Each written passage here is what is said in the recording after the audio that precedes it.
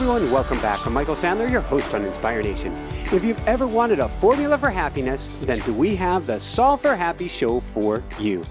Today I'll be talking with Mo Gawdat, the Chief Business Officer for Google X and the author of an incredibly touching and powerful new book, Treatise on Happiness, Solve for Happy. And that's just what I want to talk with him about today, about 5 ultimate truths to solve for happy and engineer your own path to joy.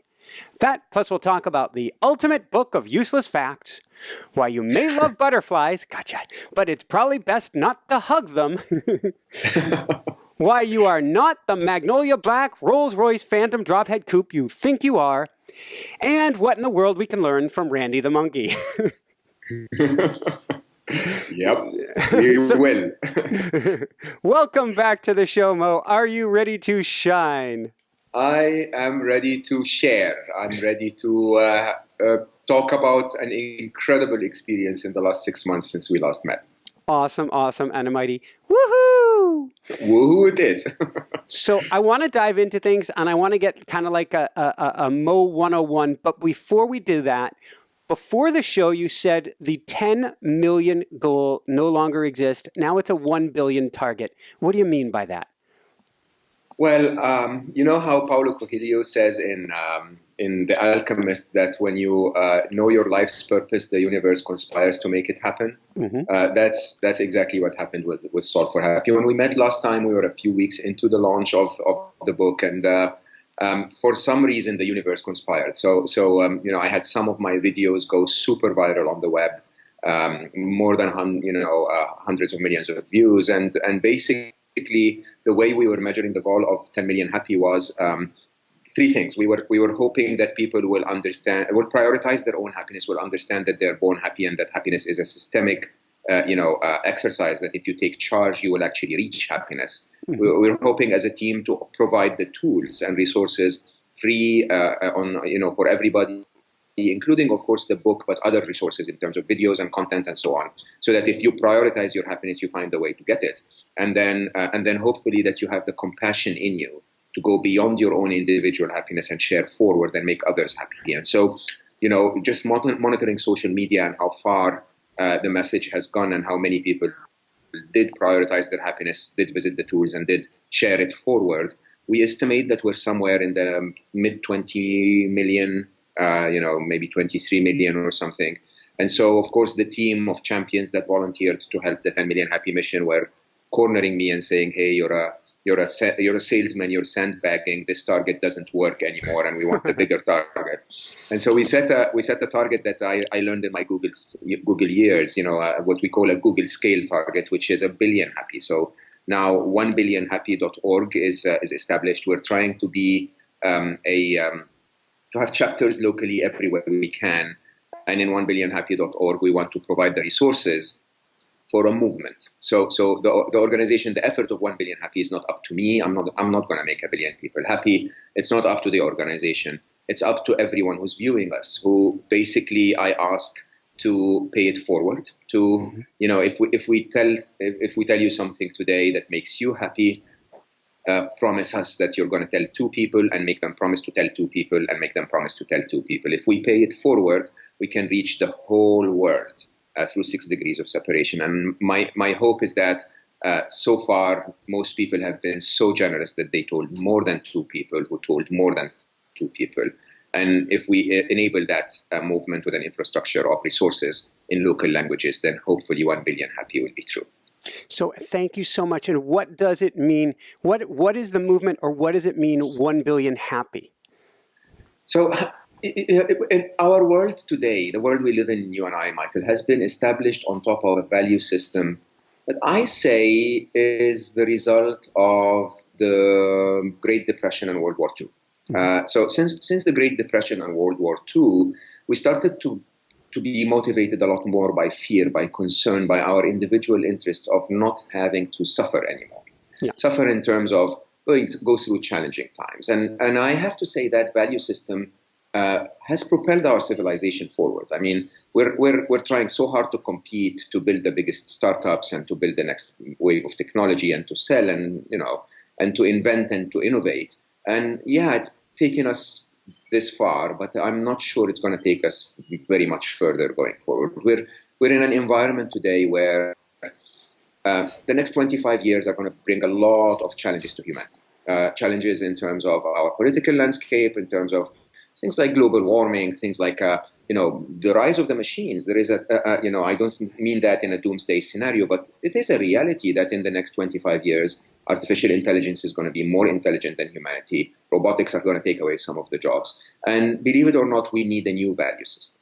We need a value system that's based on happiness and compassion, right? If you think of our machines today as if they were learning at the rate of a 2-year-old infant, which, by the way, they are. They're scouting the world for information. They're trying to understand from big data how to formulate or build their own intelligence. What will they find? They will find, as they scout our internet, people trying to tease each other with unreal photos on Facebook. They will see people criticizing each other, with rude comments. They will see violence. They will see greed. They will see individual focus. We need to change that. We need to say we care about our own happiness and we want those around us to be happy, so that our little children, our 2-year-old artificially intelligent children, learn a value system where they say, my daddy cares about happiness and he cares that, or she cares to make my mommy cares to make everyone around her happy. If we build that kind of value system, I think we will build a very much better world in the next 25 years. Wow, that's so powerful on so many levels. And I'm going back to AI and going, wow, the kids always follow what the parents do. We need to get our act together. Absolutely. So there is a massive misunderstanding that we believe we can control the next wave of innovation. We can have those incredibly strict guidelines and regulations. No. The best example we have in our world today of how AI has worked is, you do understand that the world champion in chess is a machine, right? No human is trying to win against a computer in chess anymore. But chess tournaments now have turned into working together with the machine, a human and a computer playing to demonstrate how far we can go together, right? And so if you really start to look at the example, if you want, of how we can create our next 25 years, is for us and the machines to work together. To how Eastern families raise their kids to come back and take care of them when they get older. That's what we need to do. Stop with the individualism of, hey, we're just going to raise you and throw you when you're 18 and you're no longer my responsibility. We want to create a relationship with technology, with the rest of our world, our humanity, the rest of being, that's built on a compassion that says, I'll take care of you and you take care of me. Beautiful. And I know this is a big topic to discuss, but it's really that simple. Okay? If we shape up as parents, our future will reflect our value system of happiness and compassion. How did we get here so quickly in the conversation, man? That's much deeper than we should be. Well, let's go there then. That's where the conversation is being steered. So by factors outside of our control. So let's dive deep. What does this new value system look like? It's really not that complicated. Dig deep inside you and understand, why have you done everything that you've done so far? Why have you worked so hard? Why have you chosen a partner in your life? Why have you, exercised and stayed fit? It's all pours down to, I need to be happy. I want to find a way to be happy. And, there could be enabling strategies to get there. You need to be fit, or you cannot afford to be too weak or too sick to find your happiness. You need to find a reasonable set of basic needs. You need your income to get to a certain point.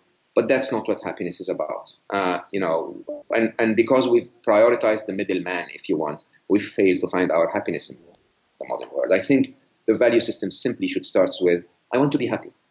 If work is going to make me happy, I'm going to work to be happy. Okay, but I'm not going to prioritize my job and career and buying the next car over my happiness. Okay, I'm going to find the job that makes me happy and gives me income at the same time, or whatever that is. I'm going to prioritize my happiness, I think, is a message that we all need to start thinking about. But it's also, and I say that with a ton of, understanding of how our individually centered Western advanced civilization has taken us over the last 80 years, enough of me and me alone. This is a massive illusion of the brain. It's not about me and me alone. Okay, as you know, we spoke last time. I'm Eastern born and educated and Western influenced. And the biggest comparison between the East and the West is how the East is focused on community and all of us succeeding together, and how the West is so individualistic. It's about time to realize it's not me and me alone anymore. Okay, we're living in a world where we're so deeply connected at so many levels that we need to prioritize others' happiness if we want to find our own happiness. We need to find it in our heart to say, if my friend or my neighbor is not happy, I need to care. I need to take an action to help with their happiness. How in the West, maybe you can even go into what the illusion itself is, because how in the West do we realize, we're one brain, we're one mind, we're one, if you view us from far enough away, we're one tiny blue dot, a speck that is all one. But how do we start to wrap our minds around this to realize I'm not competing with my neighbor? If we're going to make it, we're going to make it together. I had a very interesting conversation with a taxi driver. I landed I think it was Salt Lake City or somewhere. Anyway, such a wonderful gentleman.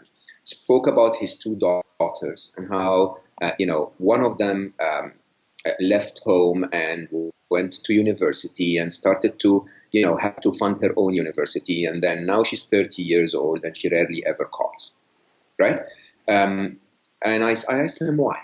And he said, well, over the last 12 years or so, she had to toughen up. She had to become stiff to face the challenges of our world, right? She had to feel that she's on her own, that maybe daddy is not that important anymore, that she needs to find her own path. And as a result, she succeeded, right? She is on her own and she doesn't need daddy anymore, right? But I can guarantee you, every one of us needs every one of us.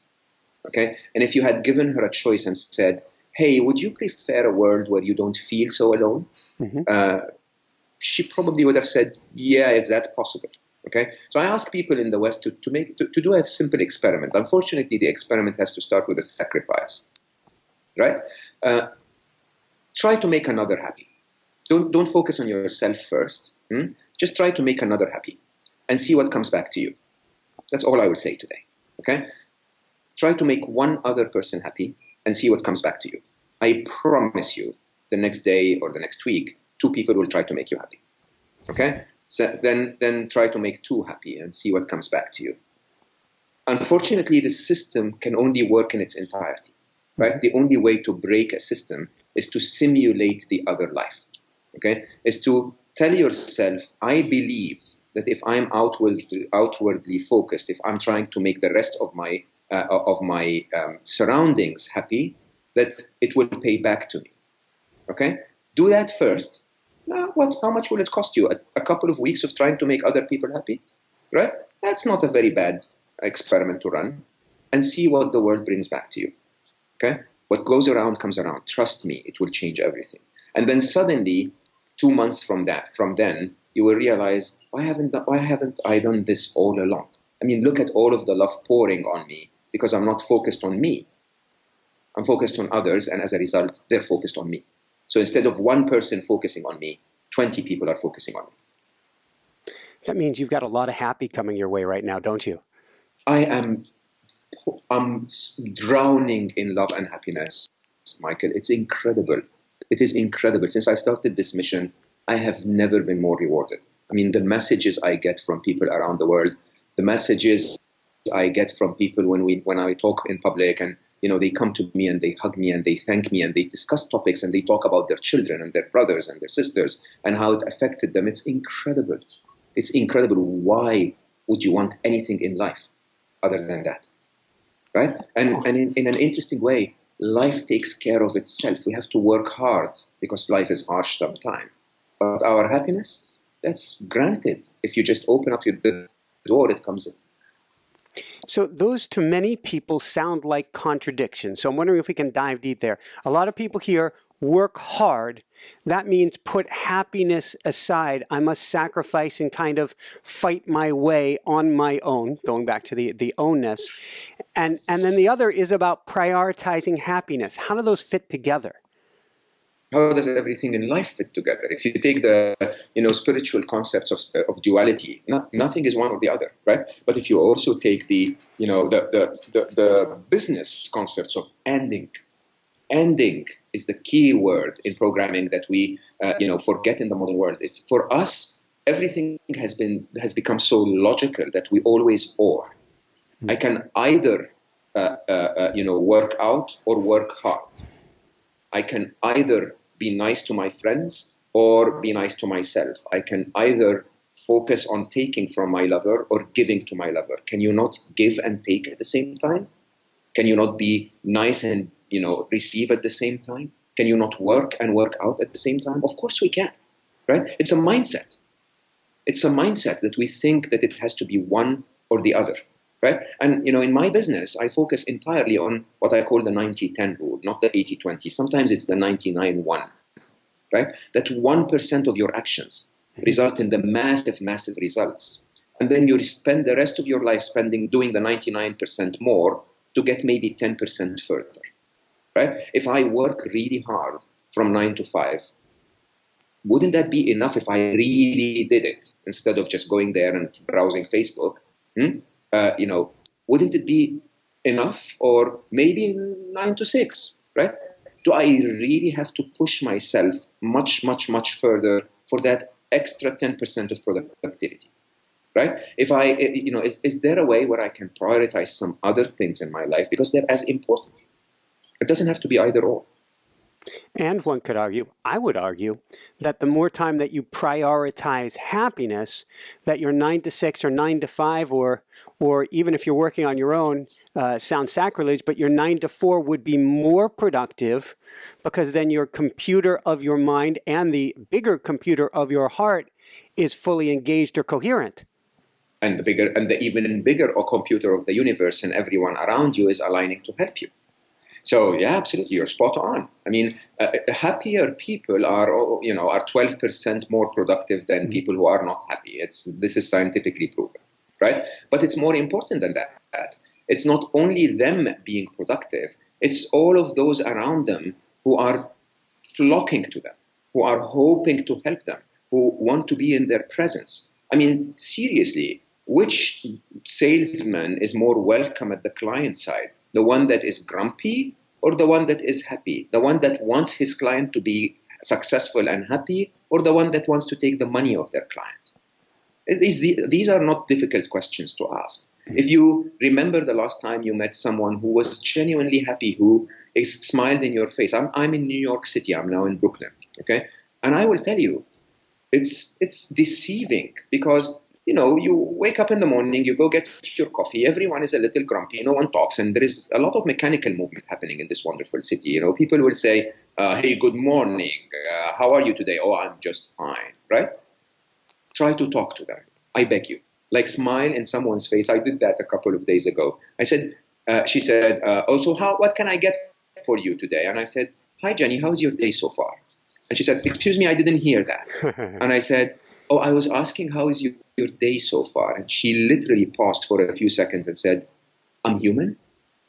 He's talking to me, right? And we had, for literally 12, maybe 15 seconds, the most wonderful connection, right? The most wonderful conversation of, I care about you as a human.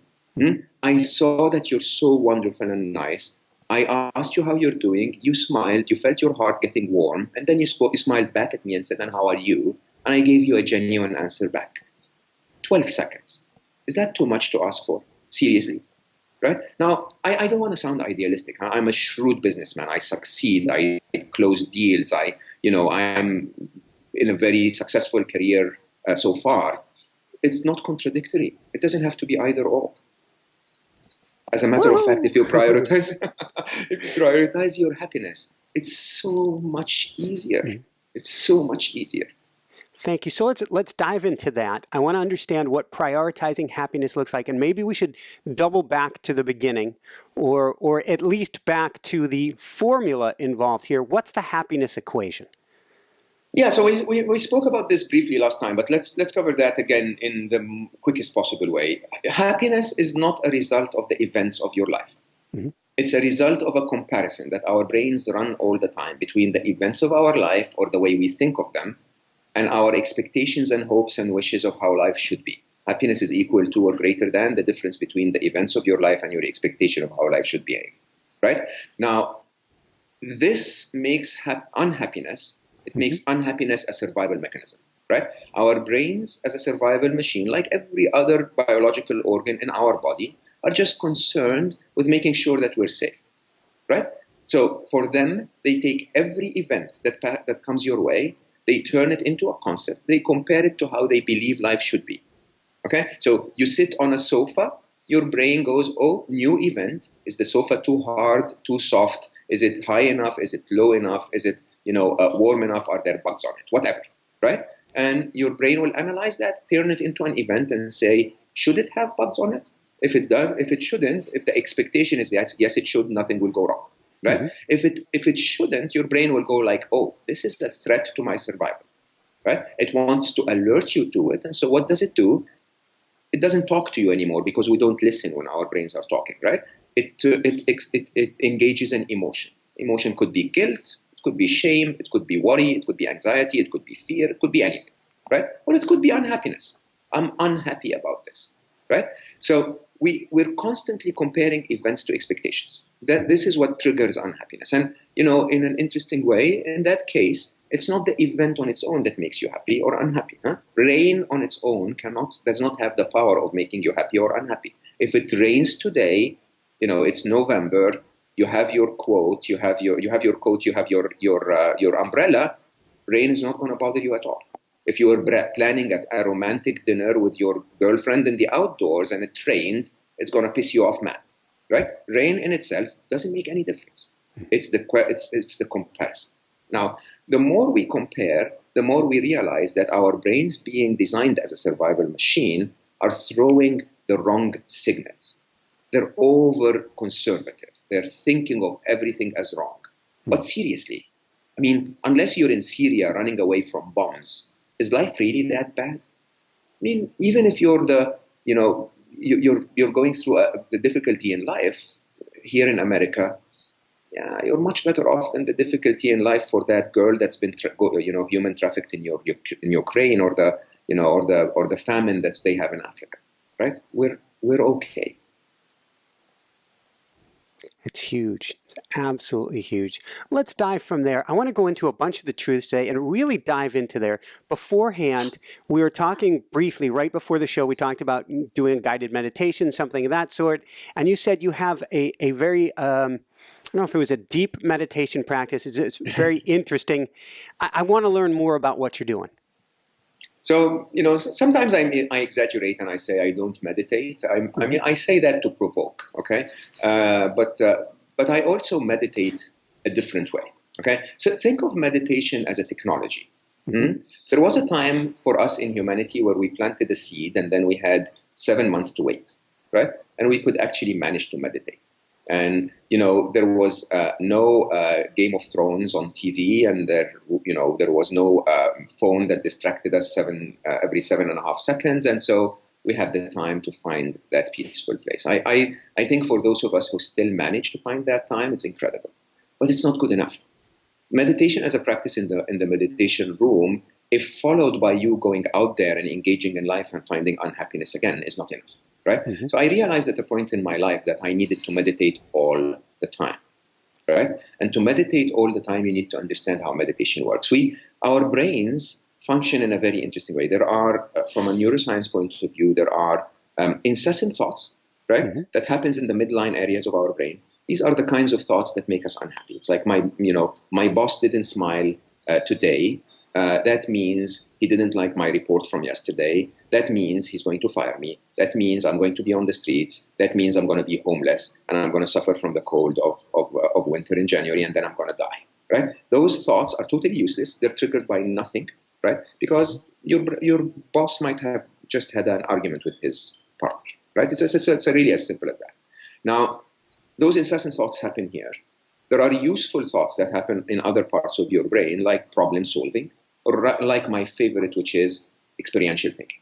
Experiential thinking is to see the world for exactly what it is. Okay, is to look at me and say no judgment, no analysis, and say man, beard, glasses. Okay, simple, right? These are the facts of what you experience in the real world. When we go to experiential thinking, we shift our thinking from the midline areas of our brain to the prefrontal cortex on the right-hand side of your brain and to your insula.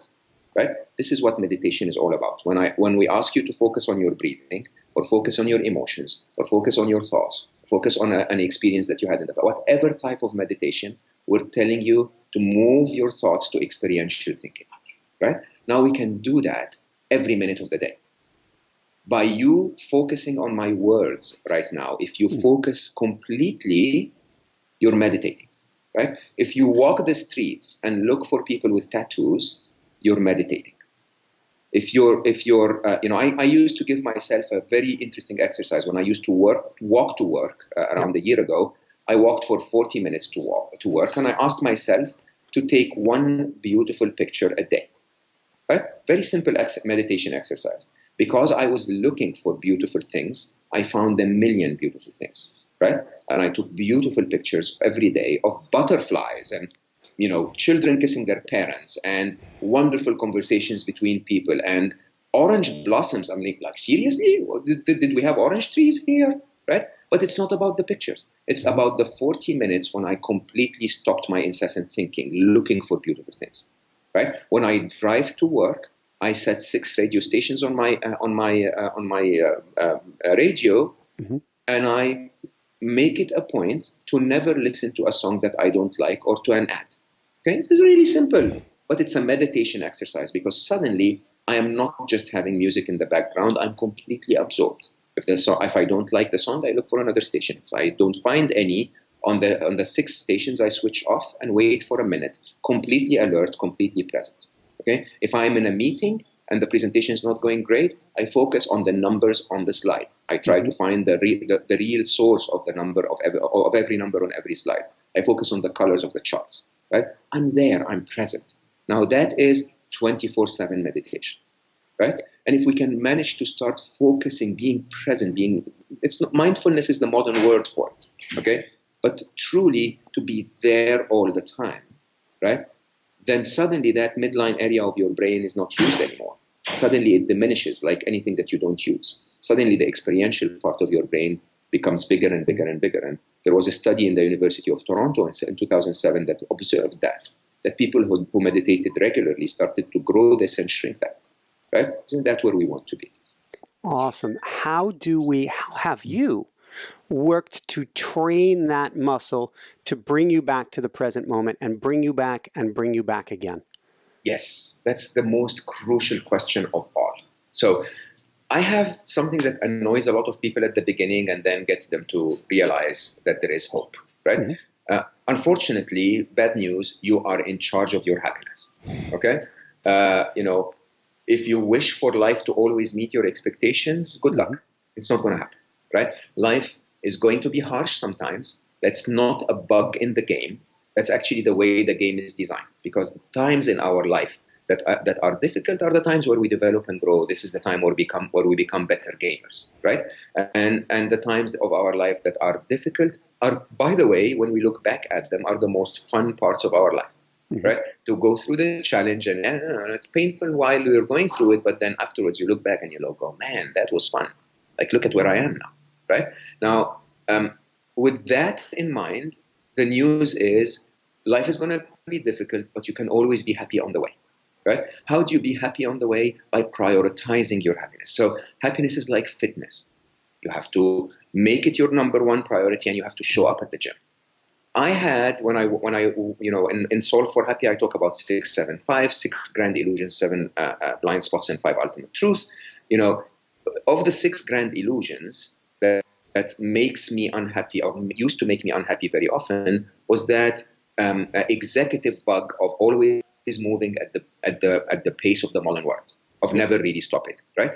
When I realized that, I prioritized it as one of my weak muscles, right? Just like you go to the gym and you say, my legs, my lower body needs more workout. You also go to the happiness gym and you say, my presence, my being present in the current here and now needs a little bit of workout. So you focus on it and you make it your priority. You find your own techniques. You meditate mornings and evenings if you want to. You meditate midday if you want to. You meditate all the time like I do if you want to. You make it your absolute passion. You become a fanatic about being present. Okay? And when you're done with that, 80% of your unhappiness goes away.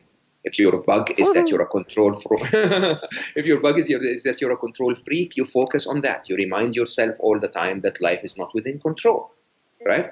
And when you're done with that, 80% of your unhappiness goes away. If your bug is your thought, your illusion of thought, that you believe that your thinking is you, right? You remind yourself all the time that thinking is just a biological function. And then 80% of your unhappiness goes away. Beautiful. Is there let's dive into that more. But first, since you brought up the grand illusions, and you've had 6 months since we last spoke where you've been talking about this continuously, is there another grand illusion that you've been talking about a lot and that you've really gained a greater understanding of during this time period?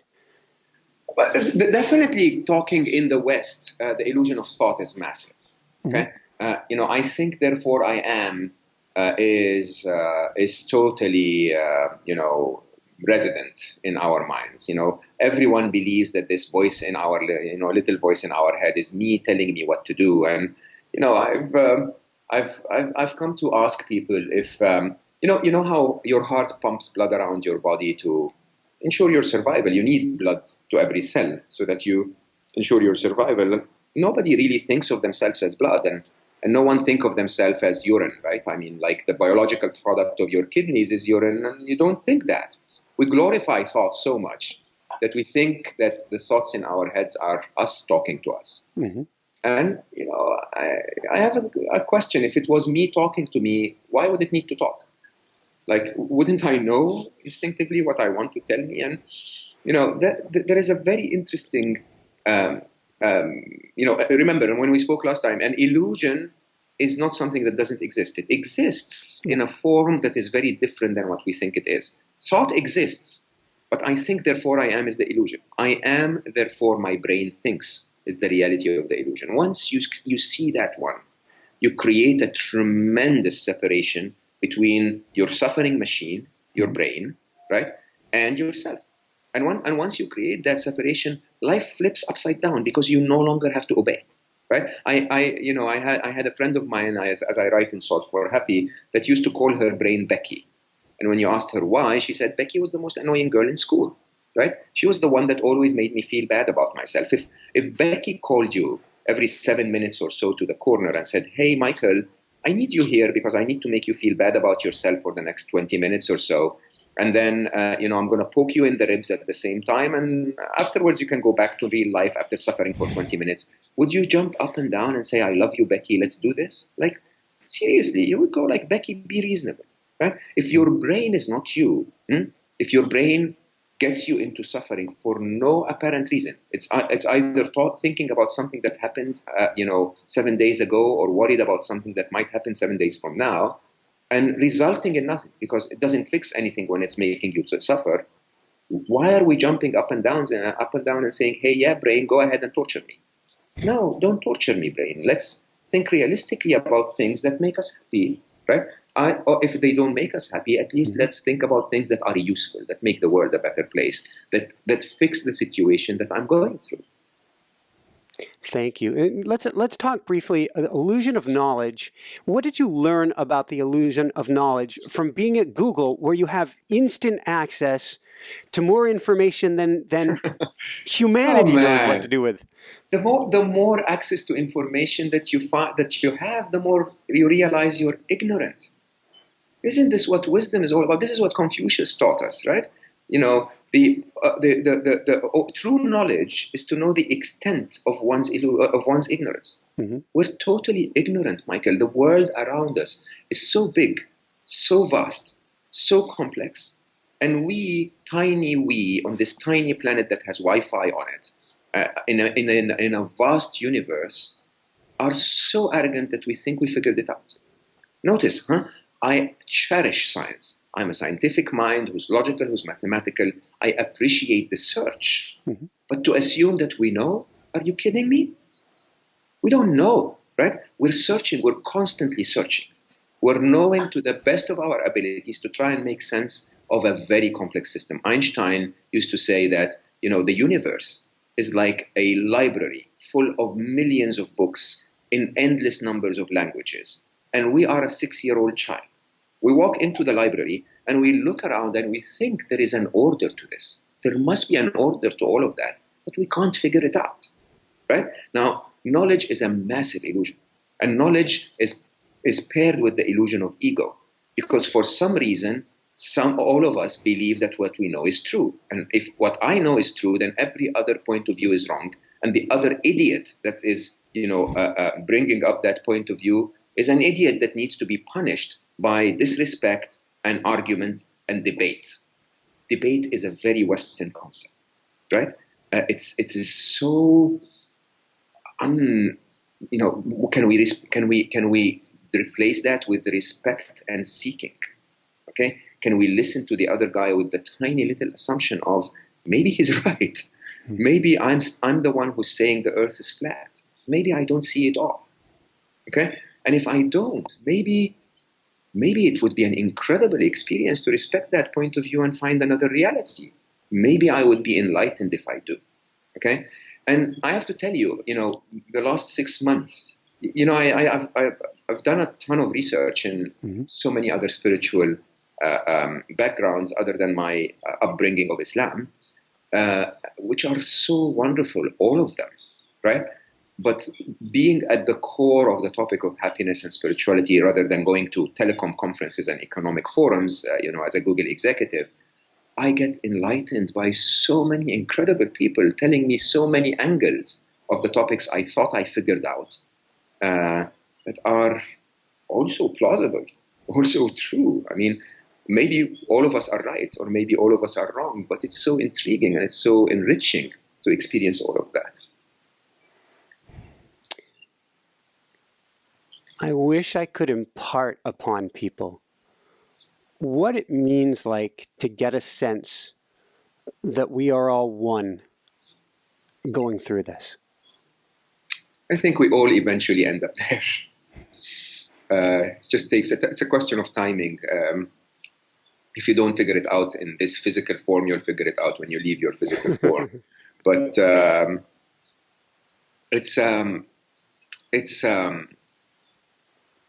it's difficult. It's difficult because we are in a world that is prioritizing your individual everything. Okay, my dad used to teach me that freedom is an incredible value, as long as it doesn't overlap on another person's freedom. He used to tell me, your freedom ends when the freedom of another starts. Mm-hmm. Do we ever consider that when we are bashing Donald Trump? Is there another way to respond to his tweets other than making fun of him on every? I'm not a supporter and I'm not against. By the way, I have no right to comment on U.S. politics at all. But wouldn't it be much better if we just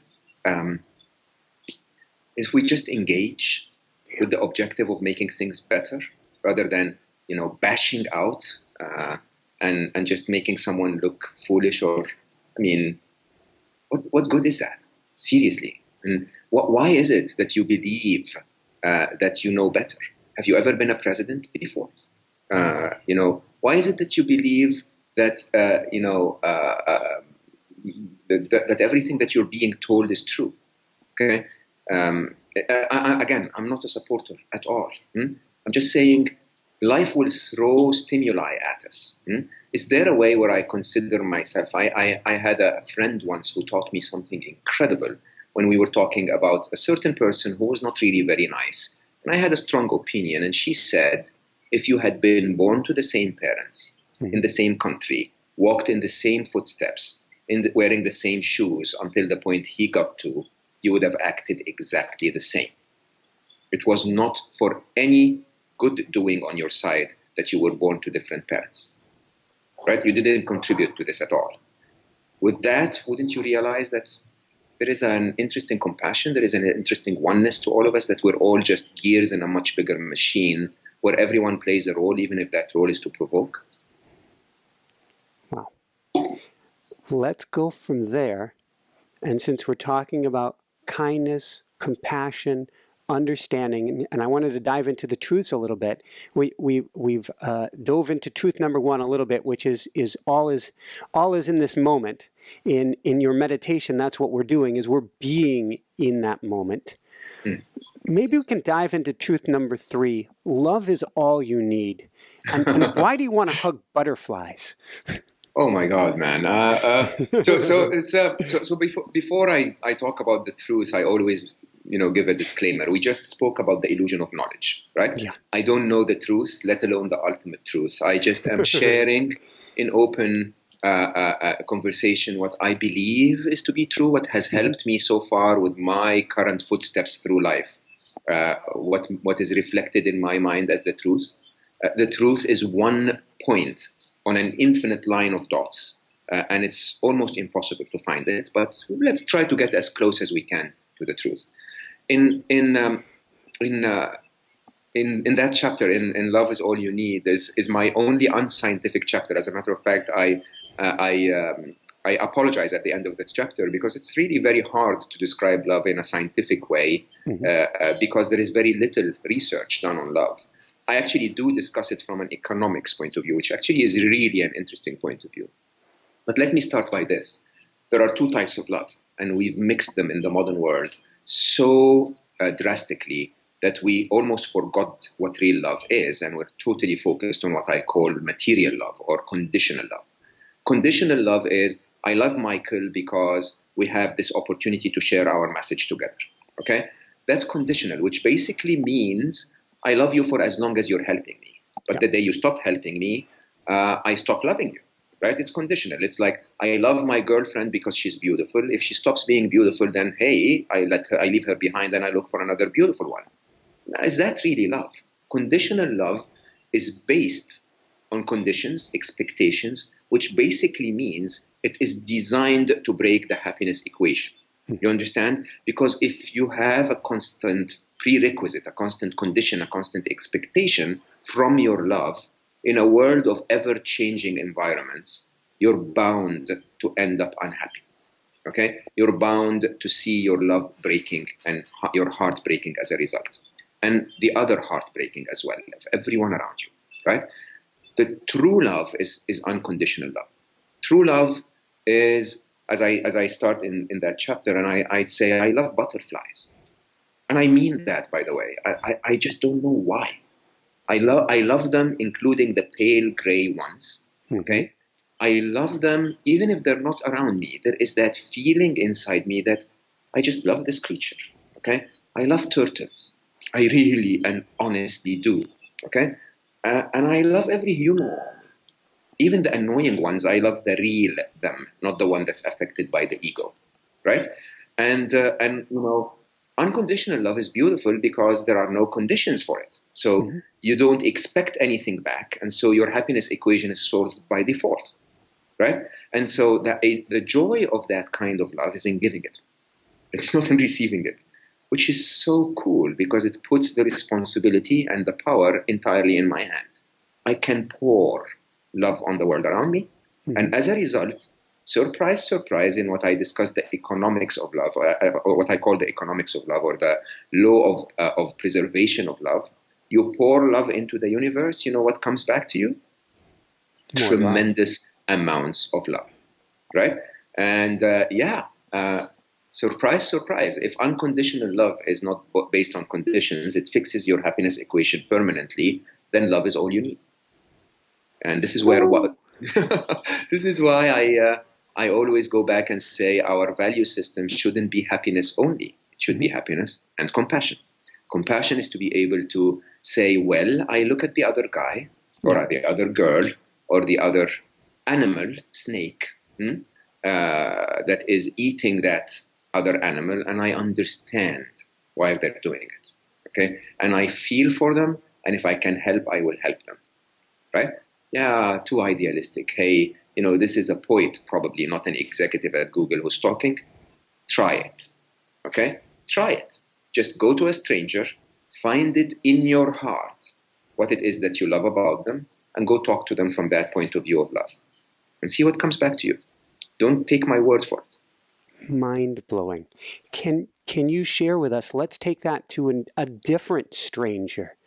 How do we bring that compassion? We're talking about sending it all out, but there's a piece that's important here that we really struggle with, particularly in the West. How do we bring that compassion to ourselves? That was the point number 3. Lesson number 3 of Love is All You Need is how would you deal with yourself? Mm-hmm. Are you not worthy of love like everyone else around you? Okay, we have been brought up, again, because of our value system of competition, of greed, of individualism, of fear, of like, I want my security, my insurance policy. We've been brought up to be motivated by the negative, right? So we go to children in school and we tell them, the way to become successful is to work really hard to make sure that you don't fail your test. Okay? Yeah, that is one way of becoming successful. There are other ways of becoming successful, which is the way to become successful is to love to learn, right? Mm-hmm. Though, people will stand in the streets and say and protest against what's happening in Syria because of anger. You can also stand in the streets and protest about what's happening in Syria because of compassion, right? You can always be motivated by the positive. Now, we've been taught to be motivated by the negative, and we inflict that on our own selves. Okay, we tell ourselves that we need to do better because we're not good enough. Mm-hmm. Is that really necessary? Isn't it possible to say, hey, you've done well so far, but you can do better?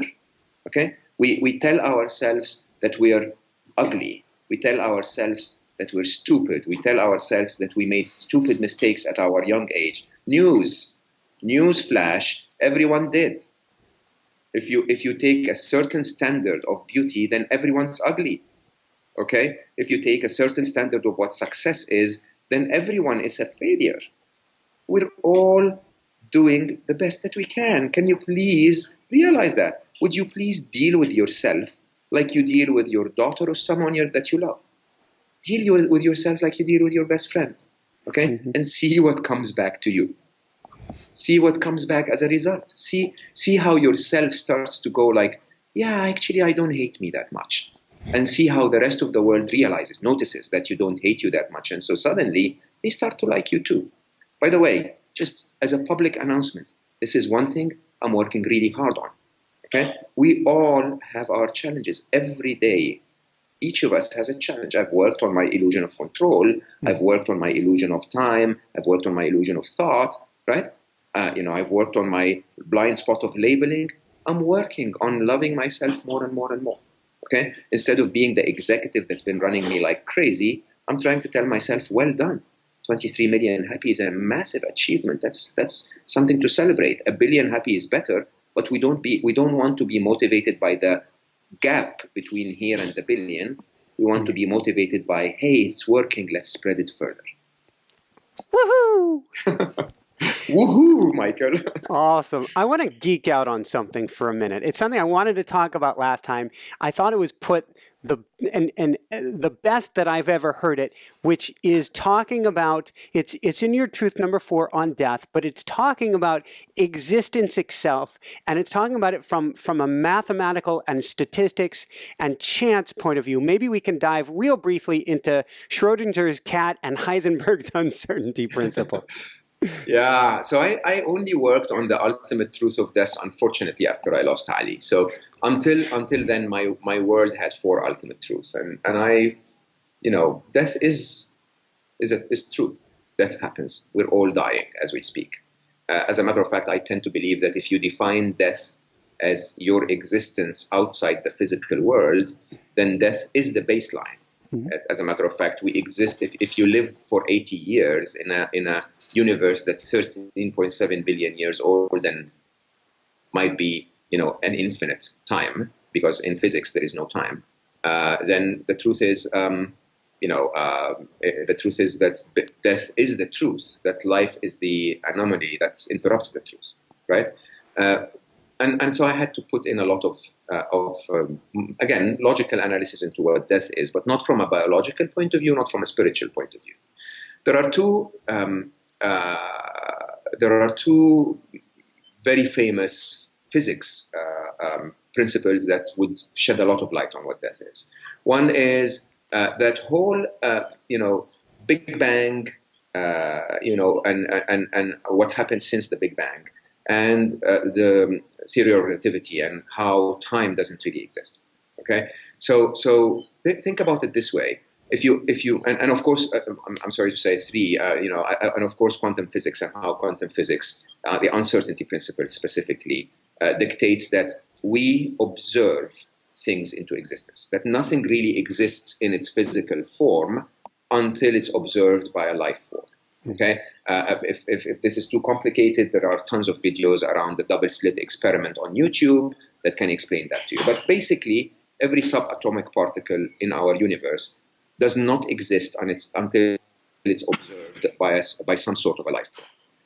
Now, if nothing exists until observed by a life form, physics tells us that 13.7 billion years ago, the Big Bang happened. 4.3 billion years ago, Earth formed, and then a few 100 million years ago, life began. Right? Who observed all of this? If none of this, if there wasn't a life form to observe all of this, how did that original mass that exploded into the Big Bang exist? How did all of that gas that was made out of the Big Bang exist? How did the planet Earth itself solidify into a solid matter and exist if none of it was observed by a form of life? There has always been life. Life is outside the physical. You understand? Life observes the physical. And if life observes the physical, then in reality, the physical doesn't really represent us as a life form. The physical is the avatar that you and I use to navigate the physical world, right? Who you and I are is not this physical form. This is not the extent of us. I was faced with a very interesting question when my son Ali died, which was this. In the theory of relativity, Einstein proves with very little doubt. I mean, I would never say with no doubt, but with very little doubt that all of space and all of time exists in a four-dimensional structure that we call space-time, right? That every frame of our universe has already happened because time is truly an illusion, right? Now, if that is the case and everything has already exists in space-time, yeah, then who died first, me or Ali? Because first is a property of time, right? Mm-hmm. Who was born first, me or Ali? Okay, think about it this way. If life was a video game, every scenario of the video game is available on the DVD. We render them as the machine plays the game forward, right? But it all exists. Interesting. What is more interesting is where does the player sit? The player is not sitting on the DVD. We're sitting outside somewhere, controlling the avatar, right? Which means if my son died, what died was the physical form of my son. There was no before the physical form and no after the physical form. Ali was always there. His beautiful soul that made him who he is has always existed, right? It just rendered itself into this physical form for a while, and it left the physical form behind. The physical form decayed. My beautiful, handsome son is no longer there, but his soul is there. His soul has always been there, everywhere, all the time. Woohoo! What does this mean for our playing the game? Real gamers will remind you that the game is not about finishing. Okay, real gamers, most of us go through life hoping to get to the next level and the next level and the next level and then win against the boss at the end of the game, right? Movies make it seem that this is what we're trying to achieve. When I used to play with Ali, I would run to the end of the game, the end of the level at least, and Ali would look at me strange, like, Papa, why are you doing this? And I'm like, Ali, the end of the game is here. Let's run here. And he goes like, who wants to get to the end of the game? We're playing. Why do you want to get to the end of the game? When you get to the end of the game, you die, right? We're playing here.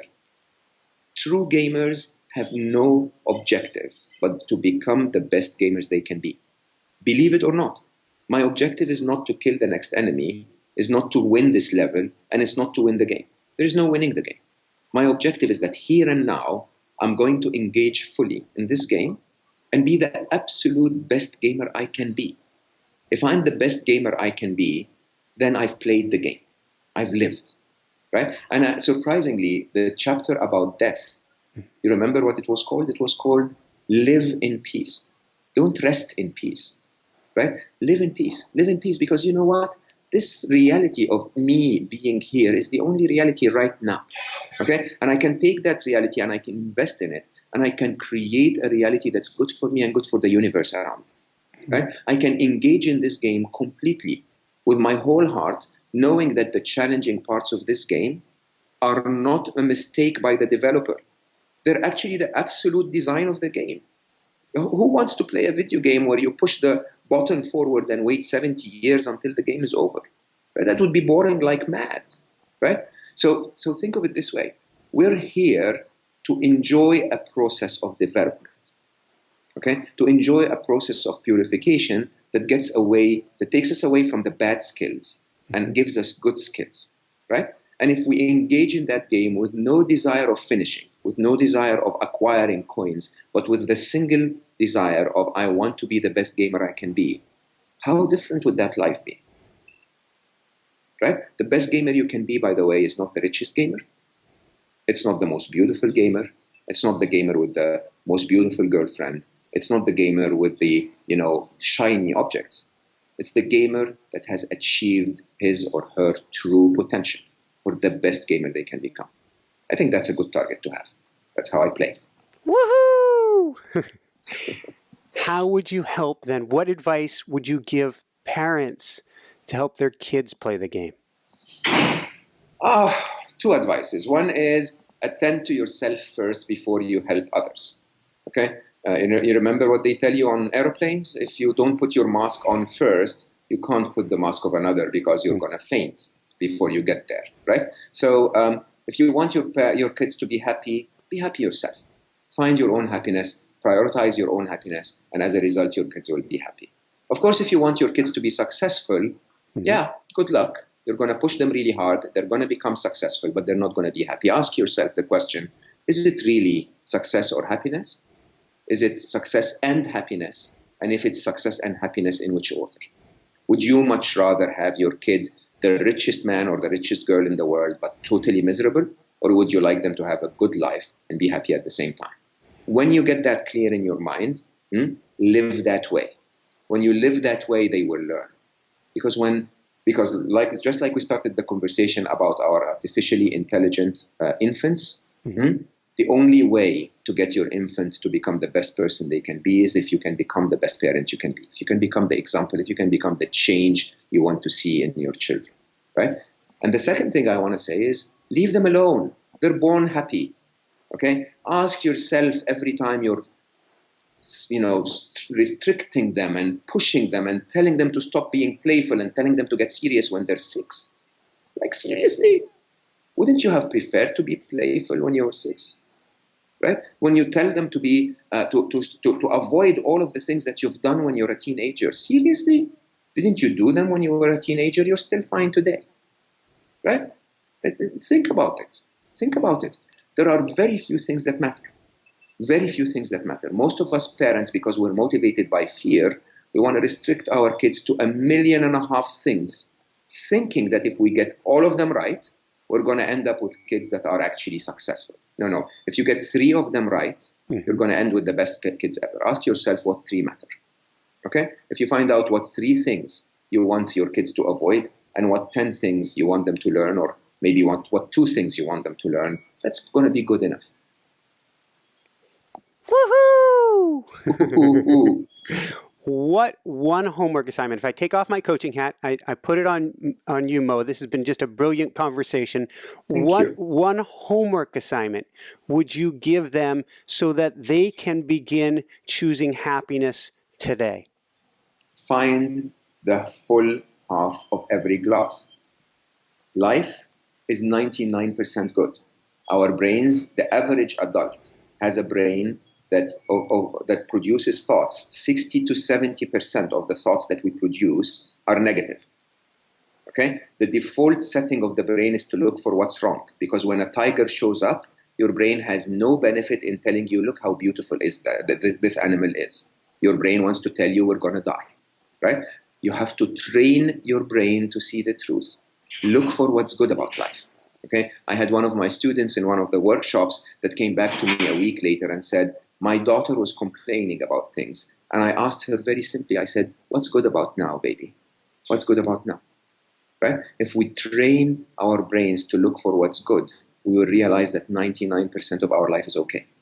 Of course, unless some of us are tested, heavily with a disease or a disability or a very harsh part of our life, which happens to many of us, right? Most of the rest of life is good. No, the norm is health. The norm is not to feel sick. The norm is to walk on solid ground. It's not earthquakes. Most of life is okay, right? Let's teach ourselves as the first homework assignment to ask ourselves, what's good about now? Is there any reason for me to enjoy and be grateful? If we find that enough, I think happiness will be a visitor a lot more often. Beautiful. So would you have them crack out a journal, like have a positive events journal and start writing it all down? Absolutely. Absolutely. And look for it. Not only write it down. Look for it. Look for it. Actively tell your brain. Every time your brain tells you something's wrong, tell your brain, okay, I understand, I acknowledge that this thing might be wrong. What is right? If you just ask what is right, your brain will find it. Brilliant. So from there, there's so much more that we could cover in your book. I'm sure you have even more online. And this is 2 interviews in, and we have really just fractionally gone at the surface, scratched the surface of what you've gotten here. Where can people go to find out more and to find your beautiful book? So before the book, I think the first place I want people to go is 1billionhappy.org.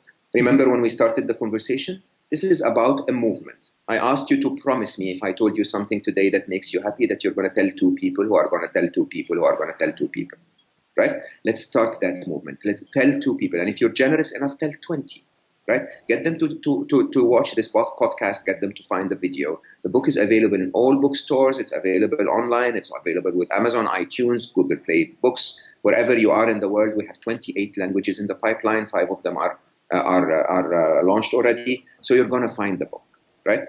But that's not what it's about. Use my model, use another person's model. Reach out to me. I'm mo.gawdat.personal on Facebook. I am, facebook.com/solveforhappy. You can find videos on youtube.com/solveforhappy. Or go and watch, Eckhart Tolle, or watch His Holiness the Dalai Lama, or do whatever you want to do.